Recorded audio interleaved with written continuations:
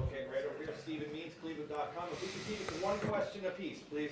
Ryan, Bill asked you during the week just how many plays you have that are just Jackson plays, and you said a lot. And it seemed like you were getting really creative there in that second quarter with some of the play calls. How quickly have you gotten comfortable being able to be creative when you haven't had Jackson in the lineup? Well, it all starts with the running game. And, you know, when you're running the ball well, then it certainly opens up a lot of different things. And I give our offensive staff a lot of credit, and it's starts off with Kevin Wilson. You know, Kevin Wilson is one of the best offensive minds in college football, and continues to come up with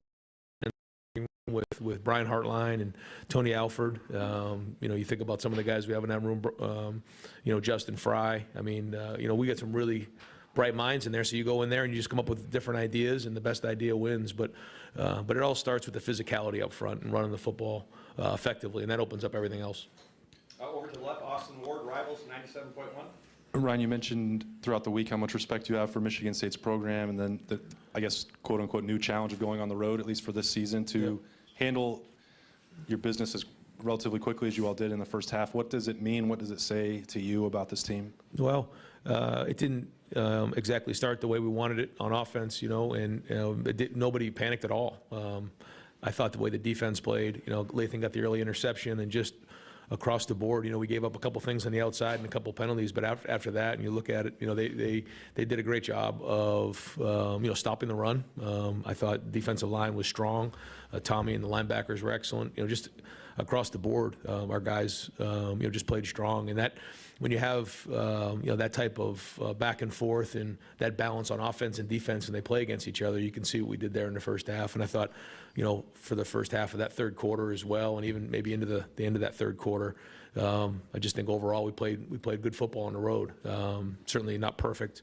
And then it got a little sloppy in the fourth quarter, but, you know, we just wanted to get some guys out of the game and make sure that we got to the bye week as healthy as we could. Looking forward to getting to the bye week, looking forward to getting guys healthy and reflecting on the things that we did well in the first 6 games, but also projecting where we need to be and where we need to go. So great to get this win on the road and get into the bye week. Over to the right, Cameron T. Robinson, The Athletic. Ryan, obviously, just kind of thoughts on Trayvion's day, getting back into the lineup, and then he looked like he got banged up in that third quarter. Yeah, you know, if it was a different game, he probably would have come back in. Just out of abundance of caution, we just decided to hold him out. We didn't feel like we needed to use him at that point. But I thought he ran well. You know, 19 carries, 119 yards. I thought he ran hard. You know, I thought, again, the offensive line played strong. Tight ends, again, you know, times unsung heroes. I mean, these guys are working really hard on the edge, and Cade is just a really good football player. But Trey ran hard today. It was good to see him back after last week. Over to the left, Bill Landis, Rivals. Ryan, you guys are, I don't know if you can be more efficient maybe than you've been with the first team offense in there the last few weeks, but you're doing this without a full deck. You've had Trey out a little bit. You had Mine out today. You've not had Jackson really. Have you thought to yourself over the last 4 weeks, like, man, this looks really good, but I wonder what this could be when we actually have all of our pieces and we're kind of at 100%? Yeah, sometimes, but also I feel like, you know, it's rare in today's day and age where you do have a full deck, you know, just the way the game's played. You know, it's typically you have to play depth, and we know that. And, you know, like when we talk about it in the preseason, like, who's your tailback going to be? And we always say, you're going to need 2. I don't know how it's going to shake up, but we're going to need 2. How about a receiver? We're going to need 5. We just know we're going to need this many guys because things happen. But it is exciting to know that, you know, if we can get everybody back in there, then, you know, at full strength, then, you know, certainly we can put a lot of stress on defenses. Over here to the right, played all WSYX. Was Mayan getting kind of a maintenance day, and your new running back, Xavier Johnson? I thought, I mean, yeah, you know, we tried to be a little creative going into this game with some of the things that we did, and held some things, but you know, tried to do a couple different. And I thought Xavier ran the ball hard. I mean, he did a nice job on some of those runs. He's a weapon for us. You know, you saw it in the Notre Dame game. You could see it today. He's a good player. But across the board, I thought that unit played well today. You know, obviously Marvin made some amazing catches, but Emeka plays tough. You know, he catches the ball, he and Julian over the middle, and takes some of those shots, but keeps going. Warriors. And I'm proud of the way those guys played. Over to the middle, Tim May, Letterman Row. Yeah, it's close enough. Hey, Ryan, you had a great view of the dime that CJ dropped in on Marvin Harrison Jr. there on the sideline and stuff. And just, you know, I know we're always asking you about CJ and his play, but I mean, today he was, with the exception of one pass, and and by the way, whose fault was that? But then number 2, he seemed to be quite on. Well, yeah, it was a little bit of a miscommunication there. I could have done a better job helping the two of them, but I thought the best thing was it was like nothing ever happened. We just kept rolling, and that shows confidence and proud of those guys the way that they played. But yeah, that was a tremendous catch by Marvin. I mean, I was amazed. It was like he jumped up and caught it by his ankles. I mean, it was just an acrobatic catch by just a tremendously talented player. So it was fun to watch him out there. And then, yeah, I mean, what can you say about somebody who's throwing the ball like that in 20-mile-an-hour wind? At least it seemed like it was. I mean, it was blowing it a couple times, and for him to throw it that accurately, that was really well done on the road. You know, it just was clicking. You know, you could see the timing. He was able to step in the pocket. A big part of that is the protection. Our offensive line did a good job giving him a good pocket.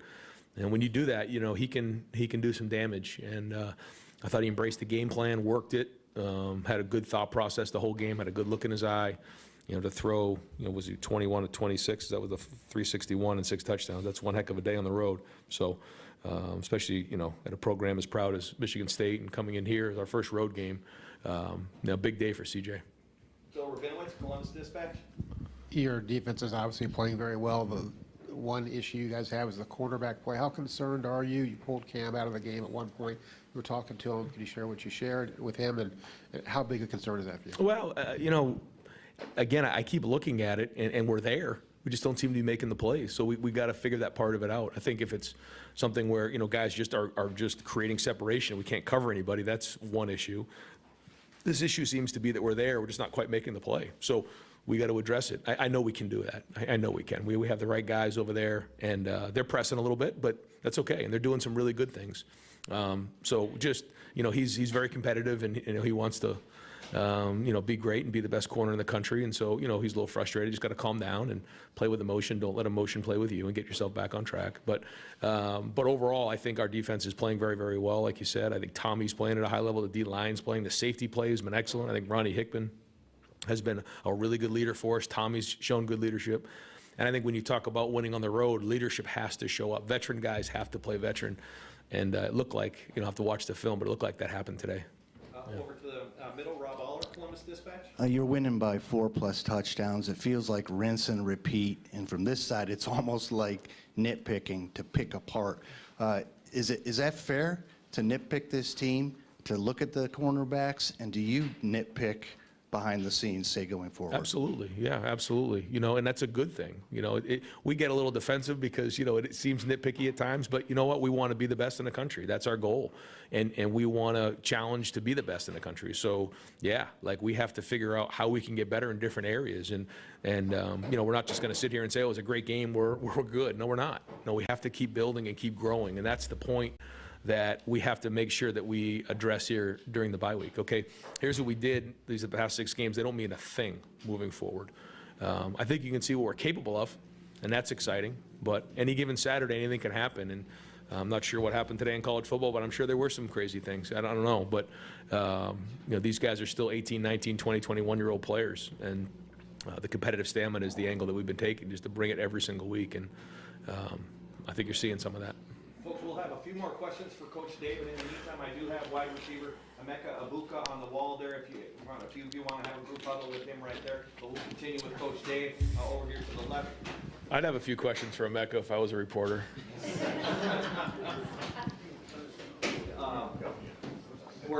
We've got Tony Girdman, Buckeye huddle, and I'm going to bring Tommy Eichenberg up here to sit at the far left. Let's do a couple questions for a couple more for Coach Dave, and then we'll open it up for Tommy. Ryan, are you still able to be surprised by some of the catches Marvin makes, and what did you think of that last touchdown catch? Yeah, I was surprised. I think maybe if they saw my face on camera, I was like, "What was that?" That was a tremendous catch. And we do see things in practice, but that was special. Over here in the middle, Dan Hope, 11 Warriors. Yeah, Ryan, just to follow up on Travion, it seemed like he was running with a little bit of an extra edge there in that first half. Did you see some extra fire from him this week after not being able to play last week? Yeah, I don't know if that's what it was, but I saw it too. I thought he was running hard. He was running physical. He was finishing runs. Yeah, you could see that. He had a bounce in his step, and he was running determined. Yep.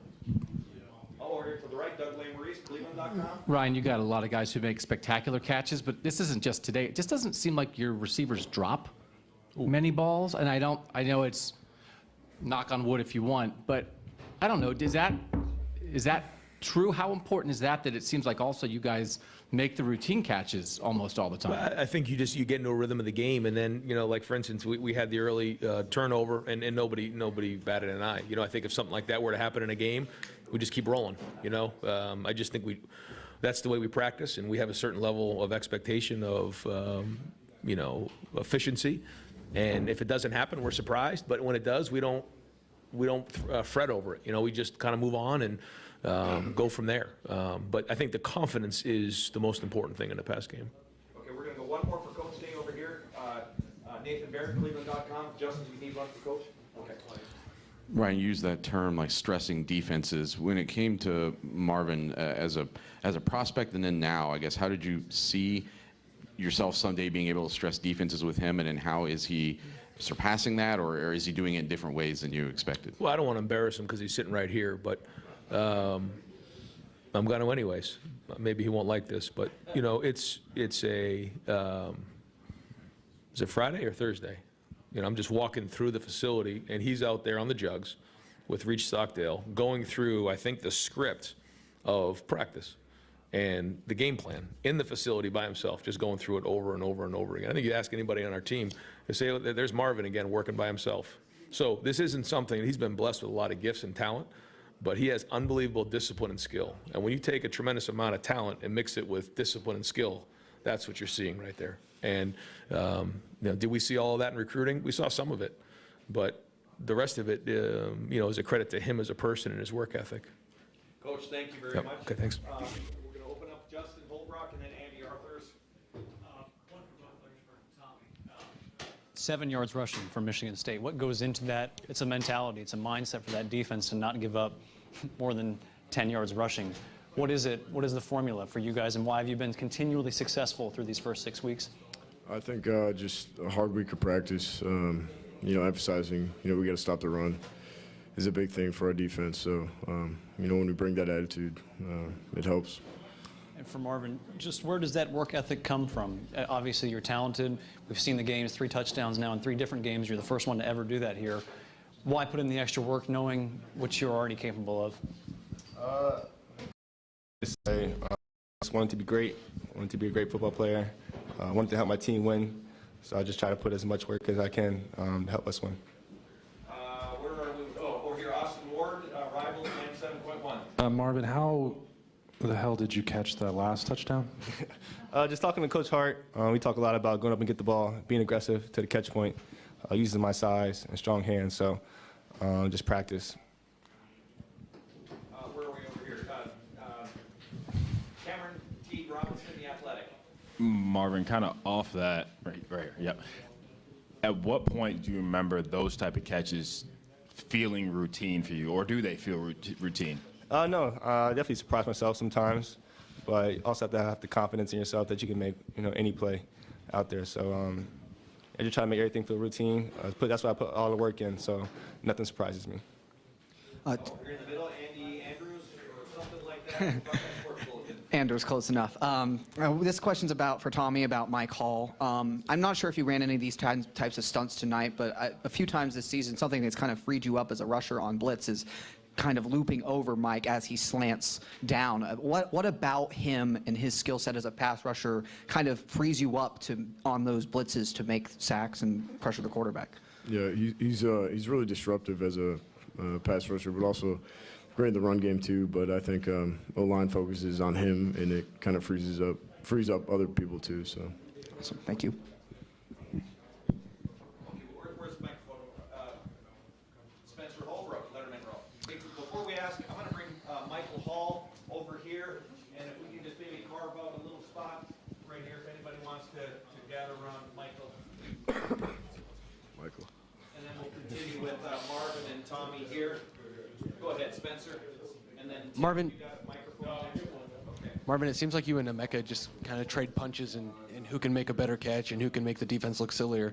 How much fun is it to be out there with Emeka? And then when you think about getting Jackson back here soon, the thought of all 3 of you on the field together with Julian as the complement, I mean, it's scary to me, so I can only imagine what it is to the rest of the country. But we just like to go out there, have fun. We put a lot of work in during the week to be able to succeed. come Saturday. So that's really all it is. Seeing the hard work pay off, you get to have fun on Saturdays. That's really what it is. Hey, Marvin, you've been scoring touchdowns, especially at an alarming rate. When we talk about a red zone threat, people say they look for them in the red zone. What makes a touchdown score or a red zone threat? Why do you excel once they get inside the 20? I mean, we just have a lot of focus on that because just one of Coach Day's things that, he tried to emphasize this to us. We got to score touchdowns in the red zone. We can't have field goals. We got to score touchdowns. So just trying to develop that confidence that he has in me to, come to me in the red zone and make the plays. We definitely need 7 points instead of 3. That could be a big change in the game. So we're just trying to emphasize that, and got to have, I try to work on it like throughout the week. So that's really what it is. All right. Anyone have another question for Tommy Eichenberg? I had one for both of them.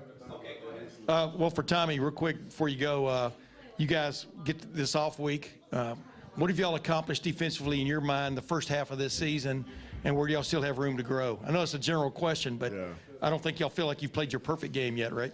No, yeah, we haven't played our best game yet. So, week in, week out, we're just going to keep trying to get better. Use this bye week to get better. So. Thank you, man. Great, Tommy. Thank you very much. Marvin, you said you got to high point the ball, but that last one you kind of back pointed it. Yep. I mean, how many of these catches have you actually somehow or another done before? Or, like the dime that CJ dropped on you on the right sideline there and stuff. But how many of those have you actually done before, or just naturally it just happens? I'm pretty sure a lot throughout my whole life, just playing football for a while. You try to make those routine plays every day, so probably a lot. Just trying to make a play. Which one was your favorite today? They were all pretty good, man. Yeah, that's all. What's it like to be? What's it like to be in the record book though? Three games of 3 or more touchdown catches. You're the only guy that's ever done that here. What does that mean to you? I mean, it's honestly it's such a blessing. You think about all the great receivers that have come through Ohio State. To be the first person to do that, I mean, I can't even really describe what that means to me. So I'm just gonna keep working though, and hopefully no more touchdowns come. All right, we're going to go ahead and let Marvin go. Marvin, thank you very much. Thanks, man. Great game, and we're going to open up the floor for questions for Ronnie Hickman. Go ahead, Tim. Or go ahead, Nathan. Go ahead, Nathan. I guess this team, this offense is, I think, leading the nation in first half scoring. Just how is that helping the defense maybe get its feet under it and grow over the first half of this season? It's a tremendous benefit just to know that your offense is capable of scoring anywhere on the field. And actually seeing them do that week in and week out is huge. So it's just a benefit for the defense. Jerry, let me go ahead and ask one. Yeah, go ahead. I'm sorry. Hey, Ronnie, just kind of follow up on what I asked Tommy there. You might have a few more words about it, but what have you guys got accomplished defensively this first half of this season? Just generally, and where can y'all go the next 2 weeks? The sky's the limit. We're not even fully healthy, so I think we just got to use this bye week to get fully healthy defensively and offensively, but defensive specifically. We know what we can do. We've showed some of the flashes of what we can do, but there's still a lot of work that needs to be put in. Austin Ward, Rivals, 97.1. Ronnie, what did it mean to you all in the secondary to have Lathan back? Huge. I mean, you see what he did first drive of the game. That was huge for us. They were kind of moving the ball better than we expected, but for him to do that is huge. Lathan gets the interception. Then there's the pick six. You guys didn't seem the least bit fazed by that. Can you just kind of describe the mindset of this team when adversity does hit, which doesn't happen too often? It's a part of the game. Stuff happens all the time. Everyone doesn't play perfect, but you got to be ready to go when your number's called. So we take pride in sudden change and not giving up a touchdown because it's pretty easy for offenses. Once they turn the ball over and then they get the ball out and then it kind of can get bad out. But we take pride in going out there and stopping them. Ronnie, I want to ask you about the speed with which the defense is playing. Do you feel like today was the fastest that you guys have played? And if it wasn't, where could you be faster? I would say just the little things. But like I said earlier, Coach Knowles wants us to have a fast defense. He wants us to play with vision on the quarterback. And I just think each week we're taking strides to becoming better at that specifically. CJ, I won't start you out with a question about the interception, but for 6 touchdowns to 4 different guys and to get everybody involved like that. But Marvin in particular, when you throw that ball on the last touchdown of Marvin, what's going through your head? Or do you just know that he's going to go up and get it? And to watch the play that he made there, Just how impressed were you with the way Marvin controlled his body like that? Yeah, I mean, I definitely think, first and foremost, I want to give all glory and praise to my Lord and Savior Jesus Christ. I have the opportunity to come all the way up here and compete with my brothers. But, yeah, when you see Marvin and the work he puts in during the week, I think definitely that's what builds confidence. And then staying after practice, the summer workouts, the summer routes that we've thrown, and just give them a chance. I mean, they're so dynamic out there, and they always have a 50-50 chance, which I think is more like 70-30. So just because he's so big, strong, and I definitely think it's the work ethic that he has. CJ, when he actually makes that catch, Marvin, on the last one, like, what was your vantage point of it? Were you even impressed with this one compared to some others? Like, what did you see as you put that one away for the final touchdown? Yeah, I mean, I kind of knew that it was a kind of a cloud look. They wanted to not leave him on an ISO, but the corner kind of played man principle. So Marvin did a good job by just staying wide. I tried to just put it wide as possible as I could. I could probably put it a little higher, but with those type of guys, all you got to do is give them a chance. So that's what I tried to do in that instance, and it was a hell of a catch. So I'm super happy for him. After the pick six, you didn't look phased at all, just went back out there and ran the show. First of all, what happened on that play, and what's the mindset after something like that? I mean, this next play, there's no positive in thinking about negative things that happened to you in the past, and I definitely think that that has to do with some of my off-the-field character, just being prayed up and making sure that that I know that I mean, at the end of the day, mistakes happen. So just miscommunication between me and Emeka. I thought he was going to slam it down, but he did the smart thing by taking off, and just got to be better at that. The Zero made a hell of a play. So, but with those instances, that's why I mess with Coach. That's why I love Coach Day so much, and my offense is that they always have my back no matter what. And I mean, at the end of the day, plays happen, and you just got to bounce back. It's always about the answer. It's never how you start, how you finish. So I think that maybe last year taught us that a lot, and then maybe just my life growing up. Just perseverance, just working through tough times and tough plays. So that's probably why we ended up playing good after that. Go ahead, Bill. CJ, all the balance and efficiency that you guys have right now, you know, it looks like it's supposed to look at the best offense in the country, but you're doing it without a full deck. You've had running backs in and out. You've obviously not had Jackson. When you think about how well you're performing now and know that those guys can get healthier, can get back into the lineup, like, where else can this offense go once that happens, you think? I mean, I don't really think we have a limit. I'm super excited. Excuse me.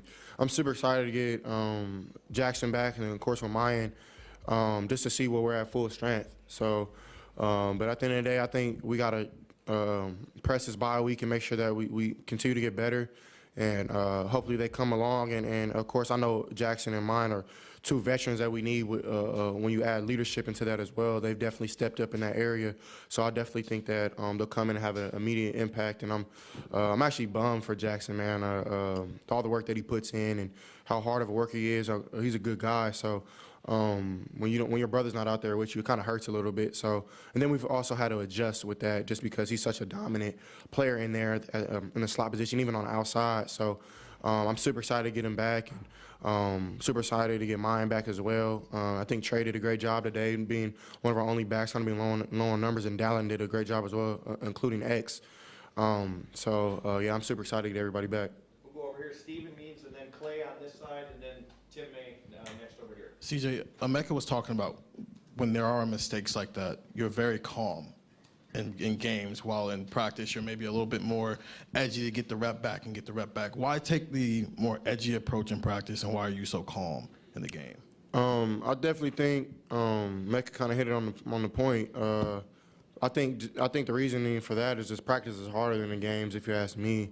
Sometimes that's not always the case because you do play against great teams, and Michigan State was a good team. They're not terrible. I mean, they haven't lost big except for one time. So, and then their backs were on the ropes. So knowing that we had to come in and play a team that was really didn't have nothing to lose, I mean, it's tough. So during the week, definitely got to push greatness and just perfection, because once you get in the game, it kind of becomes just rhythm. And once you get going, you get going. So But yeah, just staying calm, I definitely think that has to play off of just our off-season work and knowing that we didn't come in here for anything but a win. So just working hard past that, and then it's not life or death. So like it's nothing to be crying about or lose my mind over. And then when you have a coach like Coach Day and Coach Wilson are going to call it just as good as before you had an interception, whatever the case may be, that just gives you all the confidence in the world. So. Over here to the right, Tim. Yeah, two quickies, CJ. Number one, the dime you dropped in on Marvin Harrison Jr. down the right sideline wasn't even a touchdown, but you stood in the face of that blitzer and delivered that pass. Just take us through that about playing. How cool did that feel leaving your hand? And then number two, you're the first quarterback to have 3 6-touchdown games, passing games in Ohio State history. What does that mean to you? Yeah, the one was third down. I want to say it was probably like 3rd and 4 around there. They were in like a split mugs look, knowing that my linemen were in a lock squeeze, which is basically they squeeze down the linebacker and the end will come free. The first time they ran that, I think that's what they did the second time, because they did it 2 times in a row. And I told Mecca to do something if he comes, and I thought they zone dropped instead of staying in man-to-man. So I didn't want to throw it in the middle blatantly without seeing what was in there. So knowing that Marvin is a really good one-on-one matchup, I just try to give him a shot. I had somebody in my face, but I mean, I definitely think that I try to just stay in there as strong as I could and deliver a good throw, because I mean those type of moments in the game are really big, because if you don't convert right there, then it's a short field for the opposing team's offense, and I definitely think those are big time downs. What was the second question again? I think you're the first player ever. Yeah. I'm sorry. Yeah, it's a blessing, man. Definitely, all glory has to go to God, because I mean I wouldn't be at a place like Ohio State, 2,000 miles away from home, somewhere I never thought I'd be if it wasn't for him. So I'm super blessed just to be able to go out there with my brothers. But it's not just me. It's my linemen. It's my receivers running great routes. My tight ends blocking and running great routes, and my running backs towing the ball so good. So it's a small part by me. Over here, Clay Hall.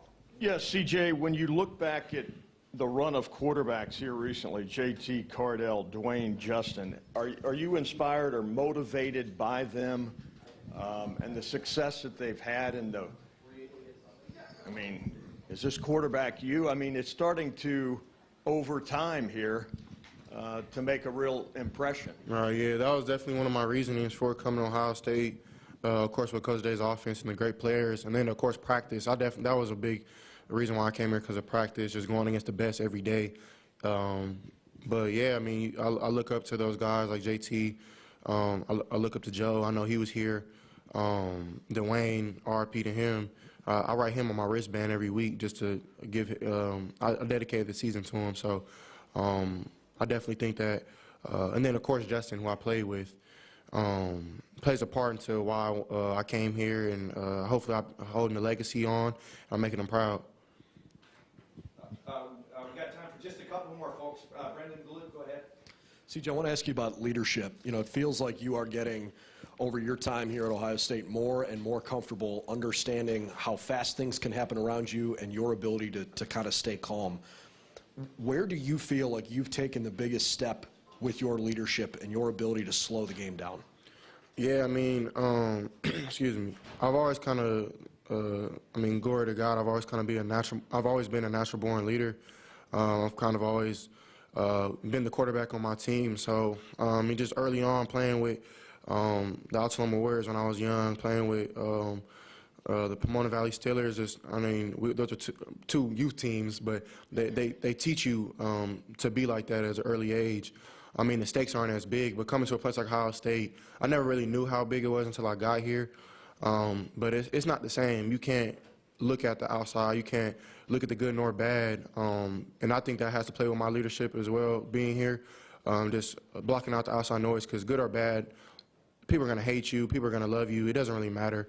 I play for Audience and One in my family, which is the Buckeye Brotherhood, and my mom, sister, brothers, ST, and my family back home. So, I mean, I definitely think that pays into it. And it's just short-term memory.